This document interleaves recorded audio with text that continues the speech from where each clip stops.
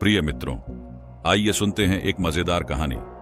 कथा सम्राट मुंशी प्रेमचंद के कथा संकलन मानसरोवर से एल कहानी।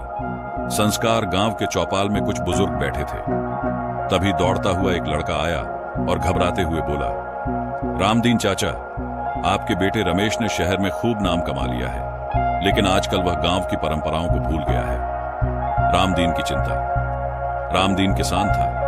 उसने अपना सब कुछ रमेश को पढ़ाने में लगा दिया था, लेकिन सुना था कि रमेश अब शहर में अपने संस्कार भूल चुका है। गांव की पुरानी यादें। रामदीन को वो दिन याद आए जब रमेश छोटा था। हर सुबह पैर छूकर आशीर्वाद लेता और सादा जीवन जीने की बातें करता था। बेटे की वापसी। कुछ दिनों बाद रमेश गांव आया, लेकिन अब वह बदला बदला सा लग रहा था। शहर की चमक दमक उसकी सोच पर हावी हो गई थी।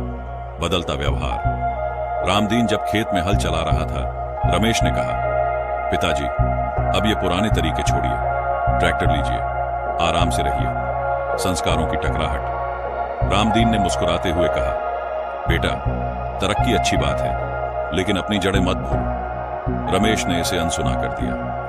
गांव वालों की नाराजगी। गांव के लोग कहते, रमेश अब अपने संस्कार भूल गया है, वह अब हमसे अलग हो गया। जीवन का बड़ा सबक। रात को जब गांव में बिजली चली गई तो रमेश को बहुत परेशानी हुई। तब रामदीन ने दिया जलाते हुए कहा, बेटा, आधुनिकता अच्छी है, पर पुरानी बातें भी काम आती हैं। मां की सीख।